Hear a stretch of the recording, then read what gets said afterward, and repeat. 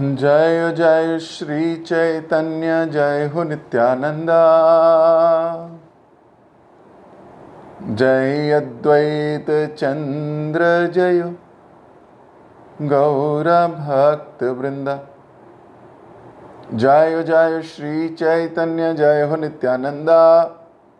जय अद्वैत चंद्र जय गौर भक्त वृंदा।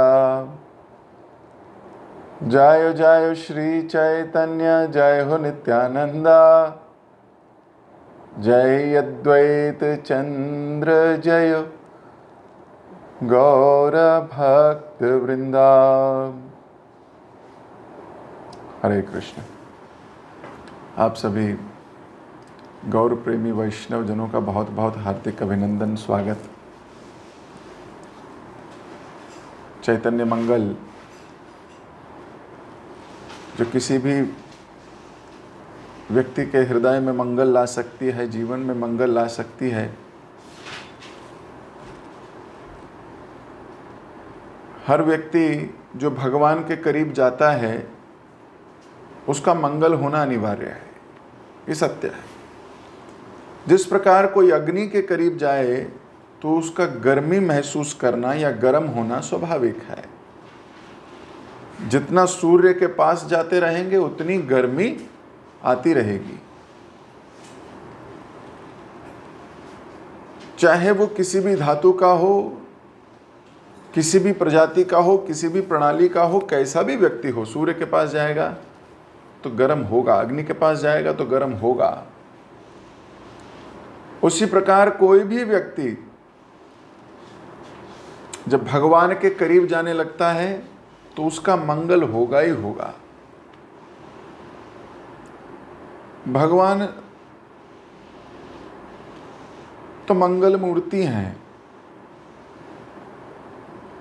हर व्यक्ति जिसकी इंटेंशन ठीक है, एक्शन ठीक है, हृदय में प्रेम है,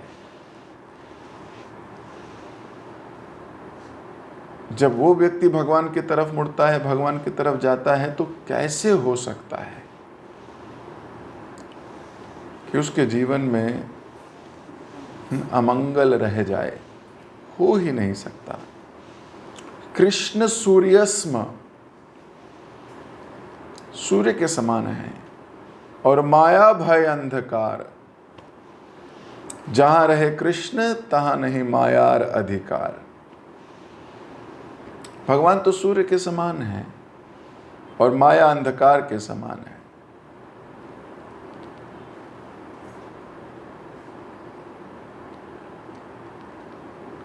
अब जैसे जैसे सूर्य के पास जाओगे, अंधकार का कोई कार्य रह सकता है? हो ही नहीं सकता। अंधकार टिक ही नहीं सकता। जहां सूर्य आ गया अंधकार भाग जाता है। तो भगवान के आते ही अमंगल भाग जाता है।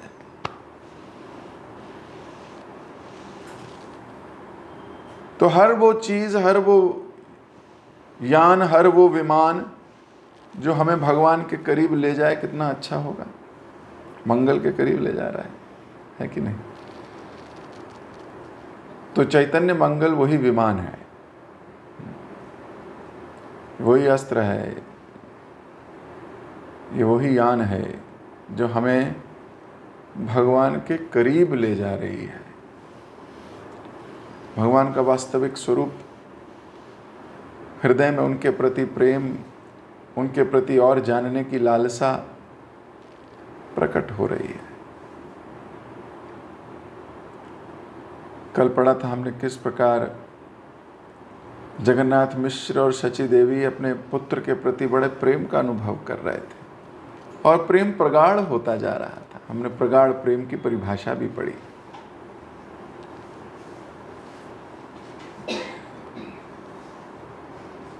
प्रगाढ़ प्रेम किसको कहते हैं, गाढ़ा प्रेम किसको कहते हैं? ये भगवान हमें इतनी स्पिरिचुअल विजन आ जाता है कि देखने की दृष्टि बदल जाती है।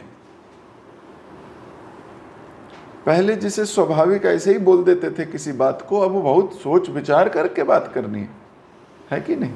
और वो शब्द कितना गहरा है वो भी समझ में आता है।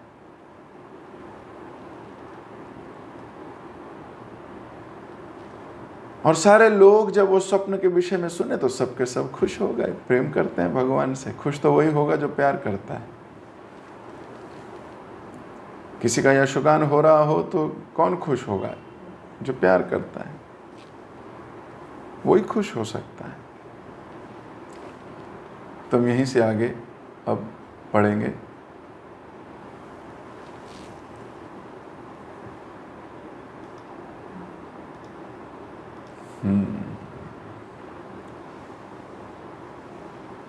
मोर प्राण और गार चंद नारे होए। भगवान गौरचंद्र मेरे जीवन के प्राण हैं। ए मने आनंद सानंद दिन जाए, ना दिया नगर सुख सागरे बसाए। इस प्रकार अत्यधिक आनंद पूर्ण दिवस बीतने लगे। नवद्वीप नगर आनंद सागर में तैरने लगा। तिले केर यत सुख के कहीते पारे, सची जगन्नाथेर भाग्य ब्रह्मांडे न धारे। उस आनंद के एक तिल के बीज के बराबर अंश का वर्णन करने की क्षमता किसमें है?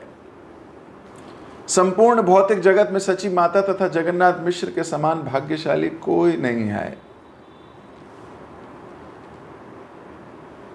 एक दिन व्यसयेर संगे अचंबित, जगन्नाथ देखिल तनय सुचरित।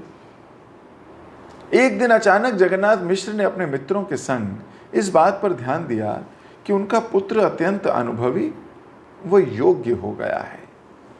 नवम वरिष्ठ पुत्र योग्य सुसमय, उपवीत दिव बाली चिंतिल हृदय। उन्होंने अपने मन में विचार किया, मेरा पुत्र 9 वर्ष का हो गया है, अत्यंत योग्य हो गया है। एक शुभ घड़ी देखकर मैं उसको जनेऊ प्रदान करके उसका यज्ञोपवीत संस्कार कर दूंगा। घरे आसी सची संग युकित करिल, देवज्ञ आनिया शुभ दिन से रचिल। उन्होंने घर लौटकर शची को इस सब का वर्णन किया। उन्होंने एक ज्योतिषी को अपने घर लाकर एक शुभ दिन का चयन कर लिया। किस दिन कराया जाए भाई, कोई डेट निकाल दो। इष्ट कुटुंब आनी निव दिल कथा, आज्ञा कर दिव्य विश्वंभरे रपैता। उन्होंने अपने सगे संबंधियों को निमंत्रण भेज दिया, जिसमें यह सूचना दी गई कि मैं विश्वंभर को जनेऊ प्रदान करूंगा, उसका यज्ञोपवीत संस्कार करूंगा। मिश्र आचार्य आन ख्यात ये पंडित, यज्ञ कर्म जाने ये जाना है विदरित। जगन्नाथ मिश्र भगवान अद्वैत आचार्य जी को अपने घर ले आए, जो वेदों में तथा यज्ञ संपन्न करने में एक प्रसिद्ध विद्वान पंडित थे। अब यहाँ अद्वैत आचार्य को भगवान कह के संबोधित किया गया है। तो कई जगह भक्तों के आगे भी ऐसा लगा दिया जाता है। अद्वितीय है,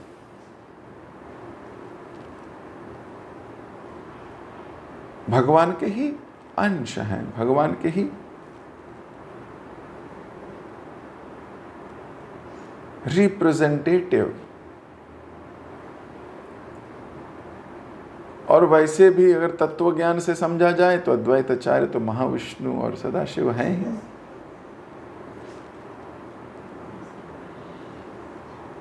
तो जगन्नाथ मिश्र सोच रहे हैं कि मेरा बेटा थोड़ा 9 वर्ष का हो गया है, इसको जनेऊ पहना दिया जाए, अब यज्ञोपवीत हो जाए इसका, अब थोड़ा और सीरियस हो जाएगा।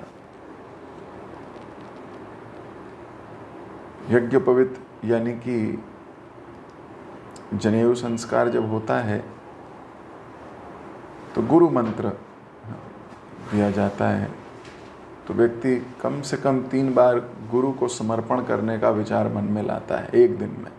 यूँ तो ये विचार सर्वदा होना चाहिए, लेकिन 3 बार मैंडेटरी हो जाता है। फिर तो काम बीज मिलते हैं भगवान की स्तुति करने के लिए और गुरु की स्तुति करने के लिए। तो पिता ने सोचा अब समय आ गया है और इनका यज्ञोपवीत कर देना चाहिए। तो किसको बुलाया जाए? तो किसी भक्त के हाथों ही होना चाहिए। संसारिक तो क्या ही कोई करेंगे।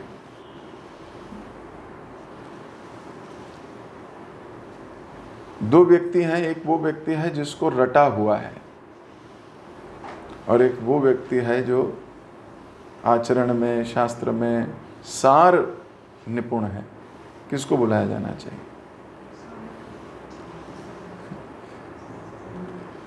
एक उसको जिसको रटा हुआ है। जिसको रटा हुआ है, मुंह में पान है, तंबाकू है, लेकिन रटा सब है। देखिए, शास्त्र वचन या भगवान का नाम भगवान से अभिन्न है। तो जब कोई बोलता है कृष्ण, तो उसकी जिह्वा पर भगवान नृत्य करते हैं, ऐसा शास्त्र कहते हैं। अब उसी के मुंह पे तंबाकू रखा हो और वो बोले कृष्ण, हालांकि बोलना चाहिए उसको भी, लेकिन एटलीस्ट यज्ञ वगैरह करते वक्त जब कोई व्यक्ति या जब नाम जप करते वक्त तंबाकू खा रहा है या कुछ खा रहा है, तो भगवान को कैसा लग रहा होगा? वहाँ निषेध है। लेकिन अगर कोई अस्वच्छ है, खाता है तंबाकू, लेकिन या कुछ गड़बड़ कार्य खाता भी है, लेकिन भगवान का नाम ले रहा है, तो एक दिन शुद्ध हो जाएगा, छूट जाएगा उसका ये सब चीज़ें। शुद्धता उसके हृदय में वास करेगी।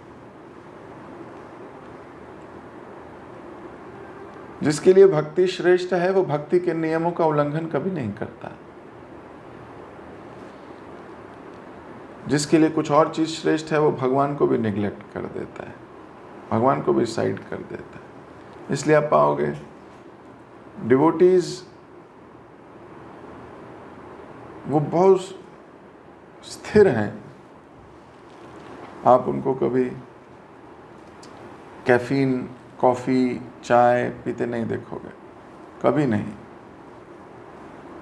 कभी मतलब कभी नहीं। प्रभुपाद जी को तो बचपन में बीमार हो गए तो डॉक्टर ने कहा इनको सूप बना के पिलाया जाए, चिकन नहीं, वो मटन सूप या जो भी सूप। प्रभुपाद जी ने कहा मर जाऊंगा, मुझे मर लेने दीजिए, लेकिन पीऊंगा नहीं। Devotees are like this. वो कभी कैजुअल नहीं होगा, मर जाएगा,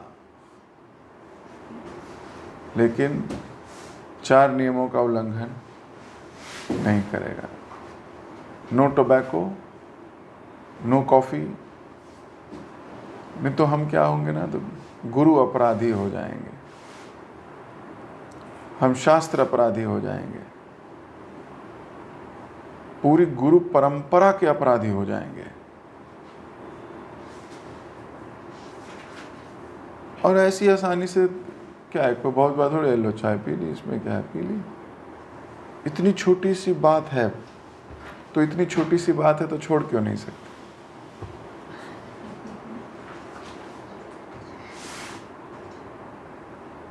सिगरेट, तंबाकू, पान, मसाला, लोगों को ये भगवान से ज्यादा प्यारे हैं।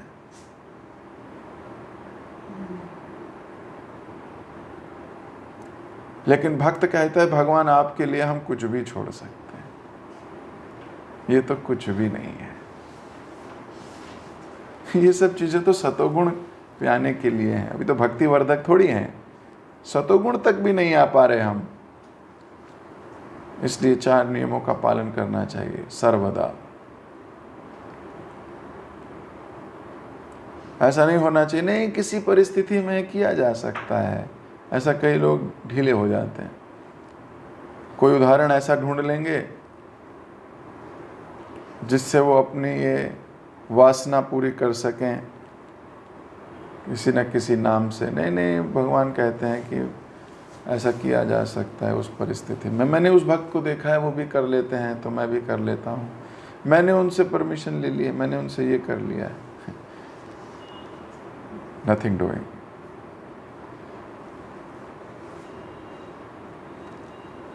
नो पान, नो बीड़ी, नो मसाला, नो तंबाकू, नो नॉनवेज, नो लहसुन, नो प्याज, स्ट्रिक्ट। ये सब बातें अगर आप स्ट्रिक्टली फॉलो करोगे, आपकी विल पावर बढ़ेगी। आपका मन कभी इधर भटकता है, कभी उधर भटकता है, कभी इधर भटकता है, कभी बंद हो जाएगा, स्थिर हो जाओगे। ये सब आपको सत्वगुण में लाने के लिए है, नहीं तो आप भटकते ही रहोगे। थोड़ी देर यहाँ मन कर रहा है, फिर वहां से मन हटेगा, फिर वहां मन करेगा, वहां से मन ऐसे चलेगा। तो कौन इसका कारण है? हम खुद।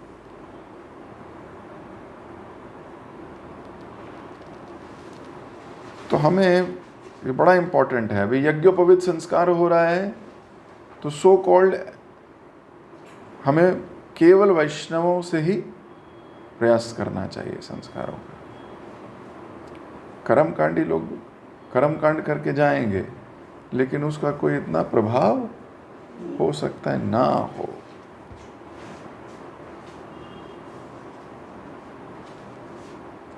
लेकिन वैष्णव के हृदय में भगवान होते हैं। वो 16 माला करके शुद्धता से भगवान का नाम जप करके भगवान से प्रार्थना करके आएंगे।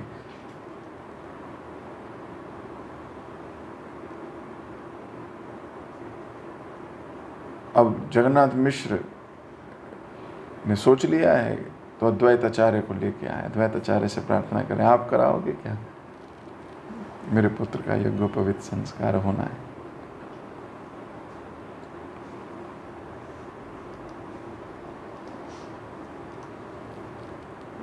गुवाक चंदन माला ब्राह्मण दिल, शत शत कुल वधु सिंदूर परिल।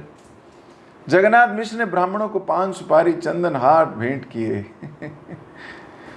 सैकड़ों साध्वी स्त्रियों को लाल सिंदूर लगाया गया। खदी कदलक और तैल हरिद्र, प्रत्येक सवारे दिल सच्चे सुचरित्र। साध्वी सची माता ने प्रत्येक अतिथि को खादी, केले, तेल तथा हल्दी भेंट की।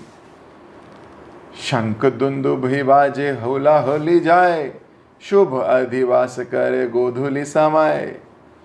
वहां जय जयकार का कोलाहल मचा हुआ था। शंखों की ध्वनियां गूंज रही थी, चारों ओर मधुर सुगंध फैली हुई थी। सूर्यास्त के समय आदिवास उत्सव मनाया गया। ब्राह्मणों ने मंगल श्लोक का उच्चारण किया, कवियों ने कविता पाठ किया, उन सब ने आशीर्वाद दिए। इस प्रकार अनुष्ठान संपन्न किया गया। तो जितने वैष्णवगण आए थे, सबको भेंट दी गई, सबको कुछ कुछ दिया गया, और चारों तरफ कविताएं, भगवान की लीला, भगवान के नाम गूंज रहे थे। जय जयकार मचा हुआ था। रात्रि सुप्रभाते उठी मिश्र पुरंदर, नंदीमुख श्राद्ध विधि करिल सुंदर। जब रात्रि सूर्योदय में परिवर्तित हुई, तो जगन्नाथ मिश्र ने सुचारू भाव से नंदीमुख श्राद्ध उत्सव संपन्न किया। ब्राह्मण ने पूजिल पाद आचमन दिया, यज्ञ कर्म आरंभिला समय बुझिया। उन्होंने ब्राह्मणों की उपासना की तथा उन्हें पाद्य तथा आचमन अर्पित कर ब्राह्मणों की पूजा की। फिर समय देखकर यज्ञ प्रारंभ किया। एथा शची देवी अत आही सुहिलाए, पुत्र महोत्सव बोले कौतुक करिया। जब शची माता ने अपने पुत्र को लेकर आई, तो उत्सवों में आश्चर्यजनक आनंद प्रवेश कर गया। भगवान जहां आ जाएंगे वहां आनंद ही आनंद प्रवेश करेगा, ये बात सत्य है। नागरीर गणयत गौरांगे बड़ेल, श्री अंग मार्जन करी बार मन कैल। नगर की स्त्रियों ने गौरांग को चारों ओर घेरा और उनके श्रीअंग की मार्जना करने का विचार उनके मन में आया। उन्होंने भगवान विश्वंभर के अंगों पर तेल व हल्दी तथा उनके सर पर सुगंधित आम्ल तेल का लेप किया। अभिषेक कराइल सुर नदी जले, आप ना पासरे शची आनंद हिलोले। फिर उन्होंने गंगा जल से उसका स्नान किया। आनंद रूपी लहरों में हिचकोले खाते हुए अपनी शुद्ध बुद्ध खो बैठी। शंख दुंदुभि बाजे बेहुर का हाल, मृदंग पटाह बाजे कांस्य कर ताल। शंख दुंदुभि भेरी कहल मृदंग पहाड़ पड़ह करताल बजाए गए। डाकेर दुड़ दौड़ी सुन योजक नेक पथे, शुनिया जुड़ाए ही असाना ही शबदे। मार्ग पर 8 मील दूर तक यात्रियों को ढक ढोल से दुंदुभी की गड़गड़ाहट सुनाई दे रही थी। 8 मील समझते हो, 12 किलोमीटर। 12 किलोमीटर दूर तक मृदंग और इन सब की गड़गड़ाहट सुनाई दे रही। सोचो कैसे बज रहा होगा। शहनाई की ध्वनि सुनकर सभी के हृदय के विक्षोभ कम हो गए और हृदयों को शांति मिली। वीणा, वेणु, कुपिल, वंशी, खब, उपंग तथा पखवाज एक साथ मिलकर बज उठे। तो सोचिए कितनी बढ़िया उनकी म्यूजिक टीम थी।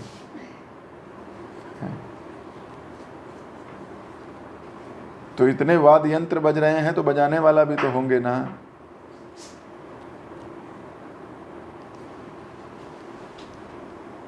सो कितना जबरदस्त माहौल होगा। 12 किलोमीटर दूर तक आवाज आ रही हो। सोच लो आपके घर से 12 किलोमीटर कौन सी जगह है। सोचो यहाँ इतना बजाओगे वहां आएगी आवाज। 12 मीटर दूर नहीं आती। और ऐसा नहीं है कि उस जमाने में लाउड स्पीकर हुआ करते थे। ऐसा नहीं है अपना बोस लेके निकल लिए और माइक लेके निकल लिए और गा रहे हो तो आवाज आ रही है। 12 किलोमीटर उससे भी नहीं आती। माइक वाइक लगा लो आप तो कुछ मीटर तक, उसके बाद खत्म।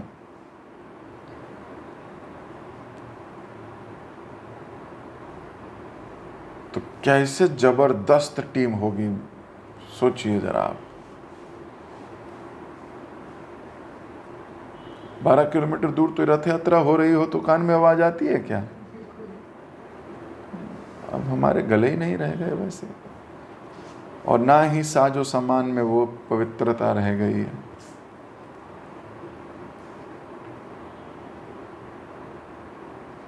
नहीं तो यहाँ लिखा 8 मील दूर तक उसका मधुर संगीत सुनाई दे रहा था, गड़गड़ाहट सुनाई दे रही थी, ढोल बज रहे हैं।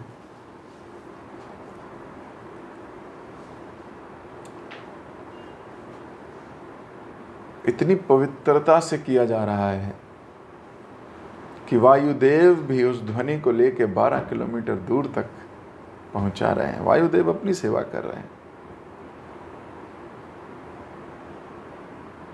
ध्वनि को एक जगह से दूसरी जगह ले जाने की सेवा वायु की है। अगर वायु ना हो तो आप जो बोलो आपको सुनाई नहीं देगा। तो 12 किलोमीटर दूर तक सुनाई दे रहा है, इसका सोच सकते हो आप।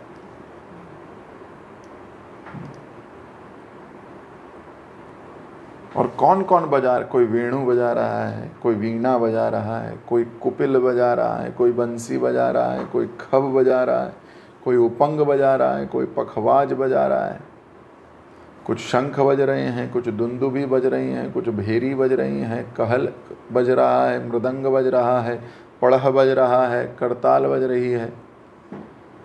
कितने हो गए? 14 इंस्ट्रूमेंट तो यही हो गए। उसके बाद नृत्य कर रहे हैं, गायक गीत गा रहे हैं।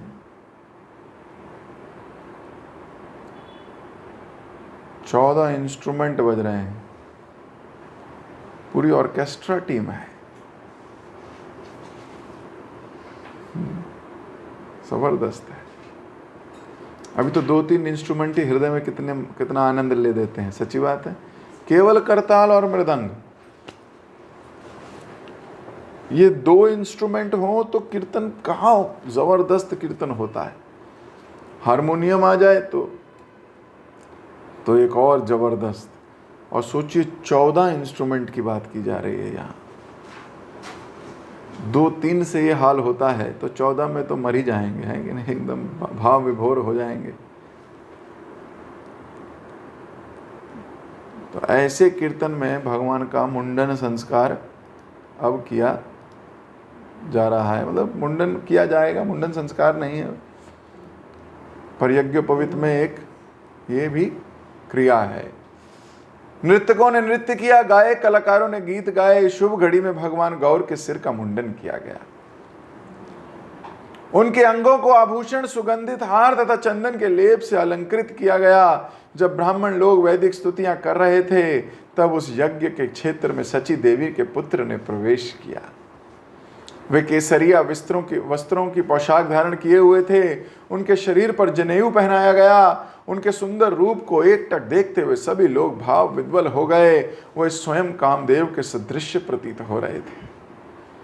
जगन्नाथ मिश्र ने भगवान विश्वंभर के कानों में गायत्री मंत्र दोहराया। अब गायत्री मिलती है। उन्होंने भगवान विश्वंभर के हाथों में दंड पकड़ाया। भगवान विश्वंभर को देखकर मूर्तिमान पाप भयभीत हो गया। भगवान विश्वंभर ने भिक्षा मांगते हुए ऐसे अभिनय किया जैसे वह श्रेष्ठतम आश्रम अर्थात संन्यास आश्रम में ही हो। जब उनका मुंडन हो रहा था तब उन्होंने विचार किया था कि युग धर्म का प्रचार करने के लिए मैं संन्यास ग्रहण करूंगा। ए मन होई बबली हिला आवेश, कली सर्व जाने आमी घुचाई बकलेश। इसी विचार में लीन उन्होंने निर्णय लिया, मैं कलयुग में प्रत्येक व्यक्ति के कष्टों को दूर कर दूंगा। पुलकित सब अंग आपद मस्तक, कदम्ब केशर जनी एक टकी पुलक। सिर से लेकर पांव तक उनके शरीर के प्रत्येक अंग के रोए खड़े हो गए। उन खड़े हुए रोओं ने कदम्ब पुष्प के बीच के रेशे को भी परास्त कर दिया। उनके लंबे नयन लाल तथा दयालु थे। कांतिमय अंग उदय होते सूर्य के सदृश थे। उन्होंने भाव में आध्यात्मिक प्रेम को अत्यधिक उच्च स्वर में अर्तनाद के रूप में प्रकट किया। उन्हें देखकर प्रत्येक ब्राह्मण आश्चर्यचकित हो गए। सुदर्शन आदियत पंडित प्रधान, एकत्र होई सब करे अनुमान। सुदर्शन आदि प्रमुख पंडित एक साथ एकत्रित हुए तथा जो कुछ घटित हुआ उसके विषय में चर्चा करने लगे। सकल पंडित मेली करे विचार, मानुष न होए ए शचिर कुमार। समस्त पंडित एक साथ इकट्ठे होकर इस बात के सहमत हो गए कि शची पुत्र मनुष्य नहीं है, मृत्य नहीं है। उन सभी लोगों ने निष्कर्ष निकाला कि भगवान गौर में देवता की ज्योति है, किंतु सत्य तो यह है कि केवल भगवान कृष्ण में, अन्य किसी में भी उनके समान कांति नहीं है। मैं भगवान के चरित्र तथा कार्यों के विषय में क्या जान सकता हूं? मैं तो केवल इतना ही जानता हूं जितनी मेरी बुद्धि सहमति देती है। तो भगवान गौरांग ऐसे सुंदर प्रतीत हो रहे थे कि सब लोग इस निष्कर्ष में निकले कि भाई हमने बहुत यज्ञोपवीत कराए,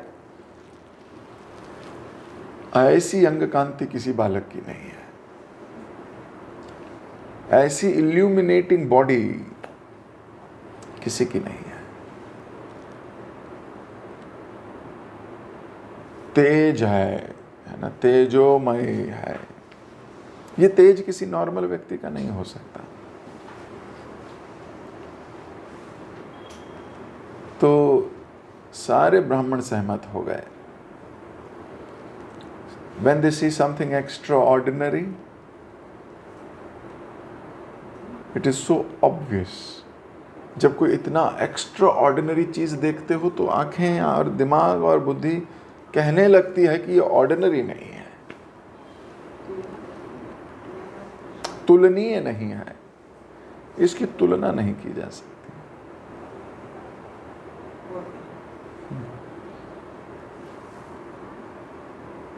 तो सब ये विचार करने लगे और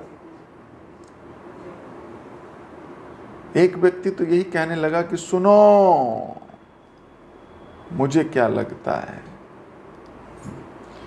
वहां उपस्थित एक व्यक्ति ने कहा, कृपया इसे सुने, लोगों का उद्धार करने हेतु परमेश्वर युगों युगों तक जन्म लेते रहते हैं। फिर भी मैं अपने मन की बात कहूंगा, कृपया इसे सुनो। लोगों का उद्धार करने हेतु परमेश्वर जन्म लेते रहते हैं। कत कत अवतार कार्य अनुसारे, युगेर स्वभाव सब चारी अवतारे। इसलिए वे विभिन्न प्रयोजनों के अनुसार जिन्हें वे पूर्ण करना चाहते हैं विभिन्न अवतार लेते हैं। धर्म संस्थापन और अधर्म विनाशे, साधु जन परित्राण युग पर काशे। वे इस जगत में धर्म की संस्थापना करने, अधर्म का नाश करने तथा अपने भक्तों की रक्षा करने के लिए प्रकट होते हैं। असुर संहार हेतु यत अवतार, कार्य अवतार बलि नाम से तहार। उनके मिशन में राक्षसों का वध करना तथा अन्य कार्यकलाप संपन्न करना भी सम्मिलित रहता है। ऐसे अवतार जो इन प्रयोजनों को पूर्ण करते हैं कार्य अवतार कहलाते हैं।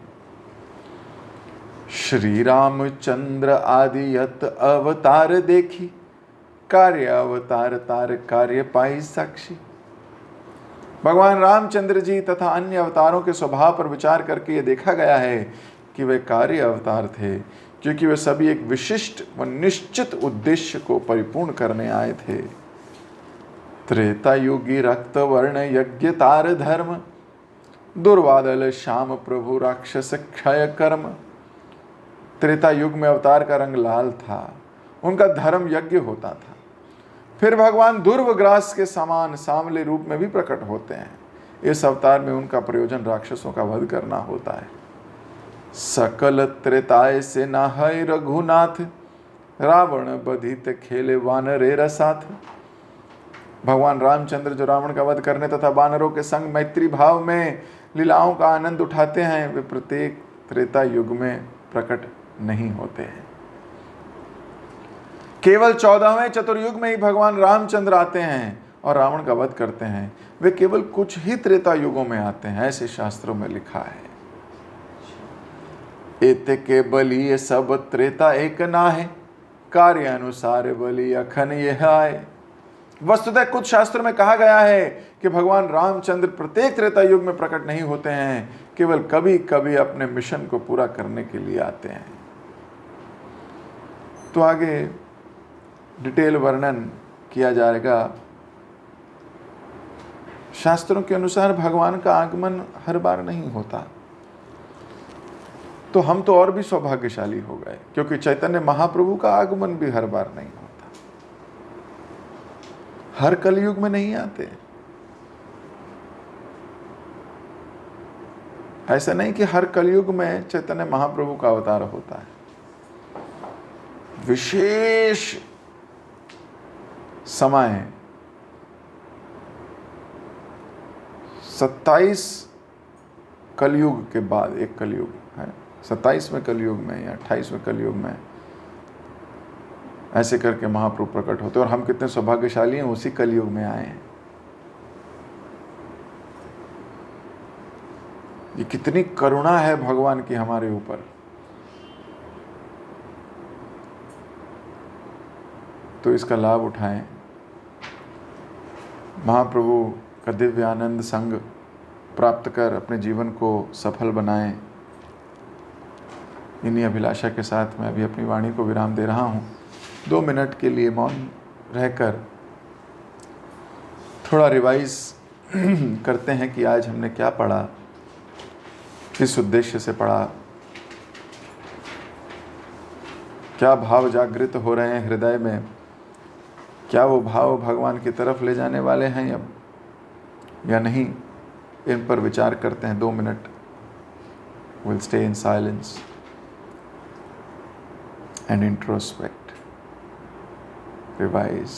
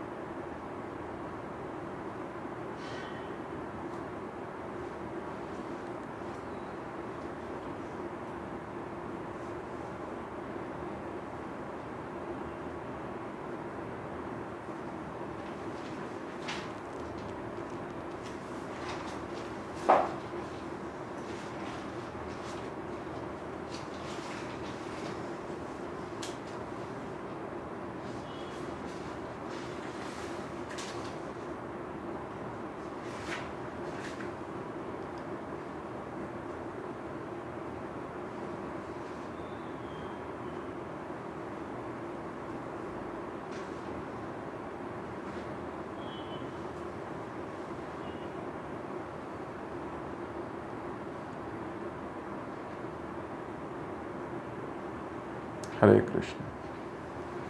किसी भक्त का कोई प्रश्न, कोई टीका या कोई टिप्पणी? श्वेता माता जी।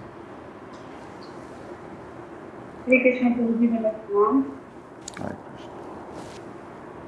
प्रभु जी, जैसे आपने बताया था कि प्रतिभा भौतिक कार्य करते हैं, आध्यात्मिक कार्य करते हैं, तो उसका मॉनिटर रखते हैं।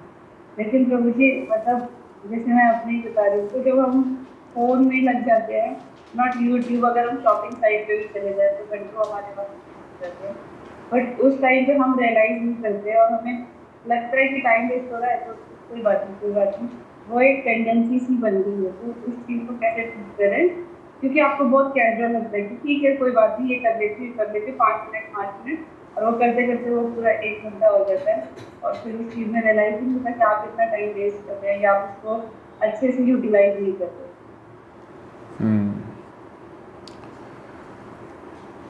देखो, सर्वप्रथम तो इस बात का बोध होना चाहिए कि समय कृष्ण ही है।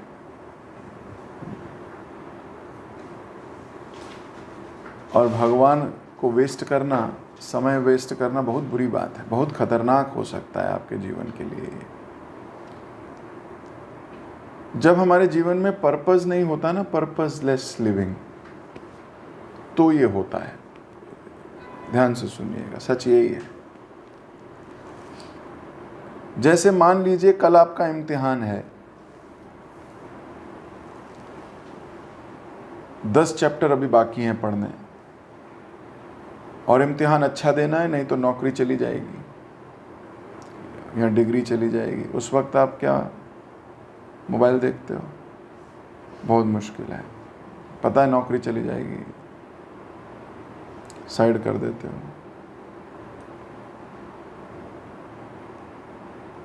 पर्पस जब तक क्लियर नहीं होगा, आदमी अपने आप को डिस्ट्रैक्ट कर लेता है इजीली, सेंस ग्रेटिफिकेशन और प्लेजर से। लेकिन जिन मनुष्यों का, जिन व्यक्तियों का पर्पस क्लियर है, वो ये सब कार्य कर ही नहीं सकता। It is not possible. It is only possible when we do not have the purpose clear. आप शॉपिंग साइट पे जाओगे, घंटे बिता दोगे। आप इंस्टाग्राम पे जाओगे, घंटे बिता दोगे। यूट्यूब पे जाओगे, घंटे बिता दोगे। क्यों? पर्पस ही नहीं है ना। मतलब वो उस दिन का क्या पर्पस है? आपको आज भगवान ने नया दिन क्यों दिया है? बताओ। आपको नौकरी के जाने के लिए, मस्ती करने के लिए? हमें पता आज का दिन क्यों दिया गया भगवान ने आपको? इस बात पे विचार करो कि आज का जो पूरा दिन मुझे मिला है, रात को सोई थी, मर भी सकती थी। बहुत सारे लोग सोते हैं और कभी नहीं उठते। आज उठे हो तो क्यों उठे हो?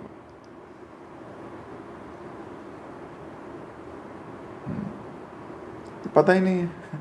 रोज ही उठते हैं प्रभु जी, तो उठ गए।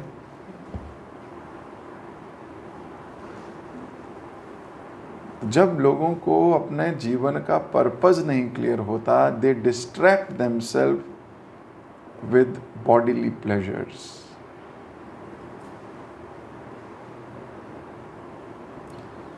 तो बार बार हमें अपने पर्पस को याद दिलाना चाहिए। भूल जाते हैं, कोई बात नहीं, आप अकेले नहीं हैं, हम सब हैं उसी बोट पे। पर्पस याद दिलाना पड़ता है रोज।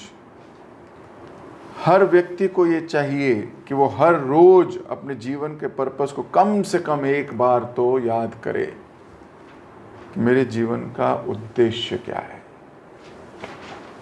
Mark Twain said a very important thing. Mark Twain ने कहा, there are two most important days in a person's life. First, the day he is born, and second, when he knows why. Why he is born. यही दो सबसे महत्वपूर्ण दिन है एक आदमी के जीवन में। पहला, जिस दिन उसका जन्म हुआ। दूसरा, जिस दिन उसे पता लग गया कि क्यों हुआ। तो बहुतों के जीवन में पहला दिन तो आया हुआ है, दूसरा आता ही नहीं।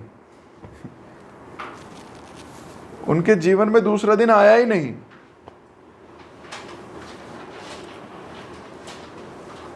सो जानवरों की तरह जीवन जिया।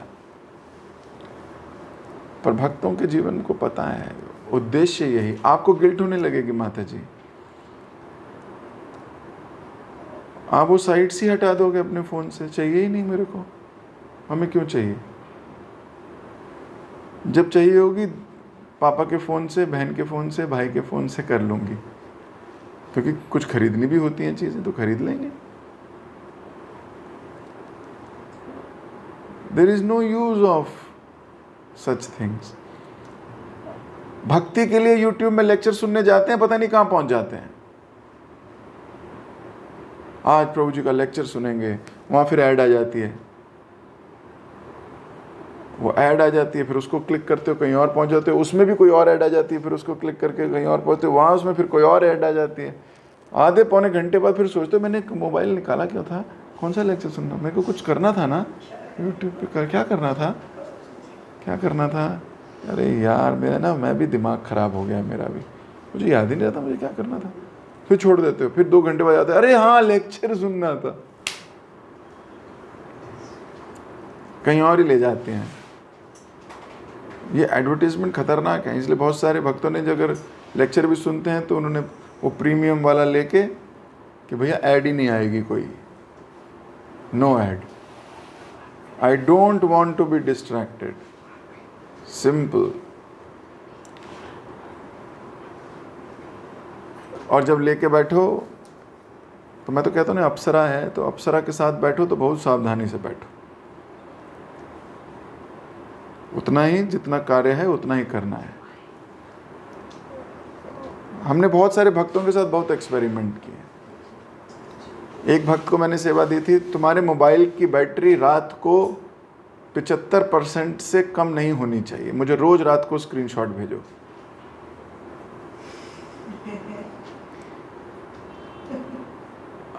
अब उसे पता है 25% बैटरी में पूरा दिन चलाना है,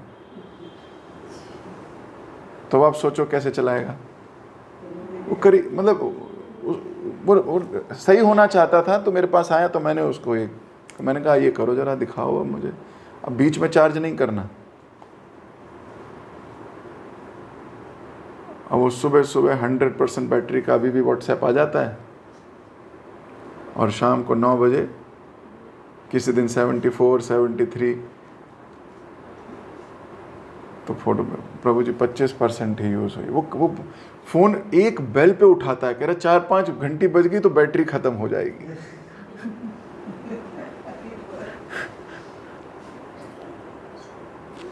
यहाँ mobile data of, 2 bar 3 bar he mobile data on करूँगा, 10 बजे, 12 बजे, 2 बजे, 4 बजे, और फिर सारे मैसेज देख लूँगा, रिप्लाई कर दूँगा, बंद हो जाएंगे।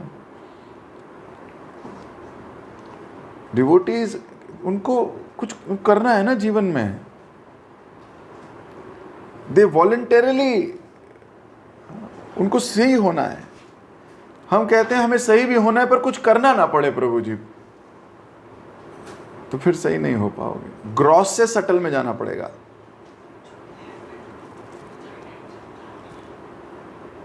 कई भक्तों ने अपनी इंटरनेट लिमिट लगाई हुई है मोबाइल पे, लिमिट, वो दिन में 15 मिनट ही देख सकते हैं यूट्यूब, उसके बाद यूट्यूब अपने आप बंद हो जाता है। वो बोलता है योर लिमिट इज ओवर। अब ये एक्सरसाइजेस हमें करनी पड़ेंगी ना, तभी तो। नहीं प्रभु जी ये सब तो मुश्किल है, सॉरी प्रभु जी हम नहीं कर पाएंगे। कोई ऐसा वरदान वाला नहीं है आपके पास, हाथ करके बोल दो ऐसे करके कि अच्छा बच्चा आज से तेरा यूट्यूब का जो कीड़ा है तेरे पेट में, तेरे हृदय में गायब हो जाए? ऐसा नहीं होगा, मेहनत करनी पड़ेगी। Krishna wants us to be pure. There are few devotees जिन्होंने कैस्पर पेरेंटल ऐप डाउनलोड की हुई है, and there is a parental app Casper, और पेरेंटल कंट्रोल मेरे पास है। पेरेंटल कंट्रोल समझते हो? वो जो क्लिक करेंगे मैं देख सकता हूं, वो जो क्लिक करेंगे आई कैन सी।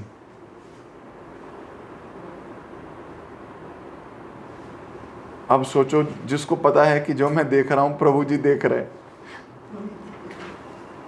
अब वो जाएगा फेसबुक पे, वो जाएगा इंस्टाग्राम पे, जा ही नहीं पाएगा। कैसे जाएगा? फंस जाएगा। सो ये दीज आर थोड़े दिनों के बाद सेटल हो जाते हैं, आदत पड़ जाती है फिर ना देखने की। फिर धीरे धीरे हम वीन ऑफ कर देते हैं कि अब छोड़ो, हो गया, now you can live on your own. फिर 2-4 साल बाद ये कीड़ा आता है, फिर पकड़ के कुछ और स्ट्रैटेजी लगा के पकड़ते हैं। ये हम कुछ करना चाहते हैं, हम सच्ची में सुधरना चाहते हैं तो हम सच्ची में कोई कार्य भी करेंगे।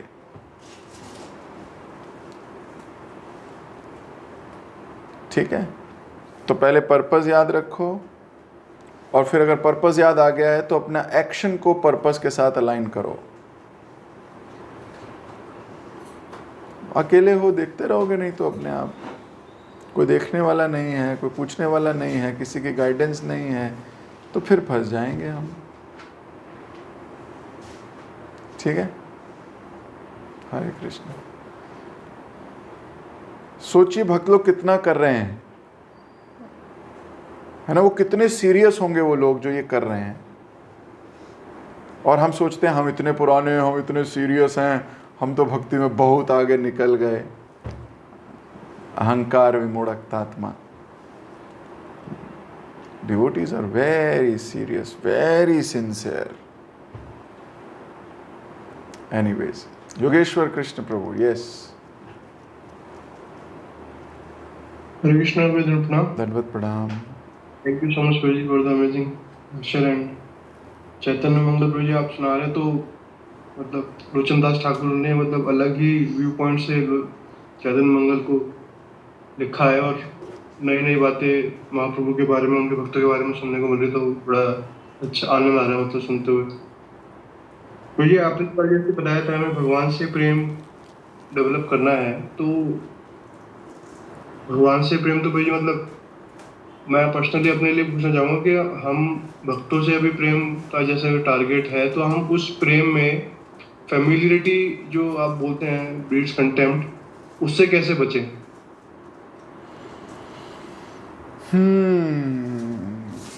ये प्रश्न 1-2 दिन पहले भी किसी ने पूछा था।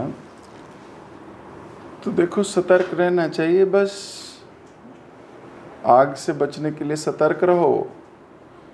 और देखो, प्रेम का आदान प्रदान फेमिलियरिटी नहीं है। पहले ना कई बार ये भी लोग बड़े कंफ्यूज हो जाते हैं कि प्रेम के आदान प्रदान को भी बड़ा वो समझ लेते हैं, ये तो फेमिलियर तो नहीं समझ लेंगे हमको कि हम फेमिलियर हो गए। अरे हंसना खेलना भी है, हंसो खेलो आनंद लो, सब कुछ है भक्ति में। प्रेम का आदान प्रदान है, बहुत कुछ है। कई बार लोग बोलते हैं नहीं नहीं मैं फेमिलियर ना हो जाऊं इसलिए मैं दूर दूर रहूंगा, कहीं मैं फेमिलियर हो जाऊं ये, और कहीं सामने वाला ये ना समझे कि मैं इनको फेमिलियर ले रहा हूं इसलिए भी मैं दूर दूर सतर्कता से रहूंगा कि कहीं मेरे मुंह से कुछ निकल ना जाए, कहीं मेरे को ऐसा ना हो जाए। अरे भाई, हंसना खेलना है, आनंद लेना है, लेकिन चीप आनंद नहीं लेना, चीपनेस नहीं चाहिए। किसी भी भेष भाषा इत्यादि में हम भगवान का या वैष्णव का अपमान ना करें। हंसो खेलो कूदो, एंजॉय करो, साथ में बैठो, प्रसाद पाओ, डांस करो, सब कुछ करो। ये फेमिलियरिटी नहीं है। फेमिलियरिटी का मतलब है हल्के में लेना। इन्होंने बोला अरे तो बोलते ही हैं, कोई बात नहीं। इन्होंने ऐसे आके अरे मैं तो कितने साल से देख रहा हूं यार, छोड़ो क्या तुम्हें। ये सब फेमिलियरिटी है। लेकिन अगर आप इंस्ट्रक्शंस को सीरियसली लेते हो, एज इट इज लेते हो, सम्मान करते हो, भाषा शैली बहुत अच्छी है, विनम्रता है, सतर्कता है, तो फिर आप फेमिलियर थोड़ी हो जाओगे। फिर तो खेलोगे कूदोगे हंसोगे, पर फेमिलियरिटी में नहीं आओगे। सो हंसो खेलो खूब आनंद लो, और गलती हो क्षमा मांगो। फैमिलियर व्यक्ति क्षमा भी नहीं मांगता, बोलता है अरे चलता है यार, हमारे बीच में सब चलता है। ठीक है। सो जी कोई बात, यही था मेरा कि मैं अरे अपने आप को कई जगह खूब रोकता हूँ, एंजॉय जब करता करो हूँ कि ना, यार रोको नहीं। अरे भाई फिर जिएंगे कैसे खुल के? वैष्णवों के साथ तो खुल के जीना है, पर हृदय में सतर्कता कि कहीं अपराध नहीं होना चाहिए बस। और हो गया तो क्षमा मांग लेनी चाहिए भाई, आपसदारी में हो ही जाता है, कभी साथ रहेंगे तो हो ही जाएगा, इसमें क्या बड़ी बात है। बट हल्का नहीं लेना। कोई आज्ञा आ गई, मान लो उन्होंने हंसते खेलते डांस कर रहे हैं, मस्ती कर रहे हैं, तो सब चल रहा है अच्छा, पर उन्होंने फिर अरे नहीं एक सेवा है कर लेना, यस प्रभु जी, है ना, ओके यस, उस वक्त एकदम इंस्ट्रक्शन के समय एकदम सतर्कता है। Then you will never be, otherwise क्या होगा, आप एकदम आप बड़े डर डर के जियोगे। मैं क्या कहूँ, मैं करूँ मैं ना करूँ, मैं जब मैं चुप रहूँ, मैं बोलूँ भी कि नहीं बोलूँ, पता नहीं मेरा क्या ही सुन लेंगे, क्या ही सुन। अरे ऐसे क्या जीना भाई, हंसते खेलते बिंदास जीना है।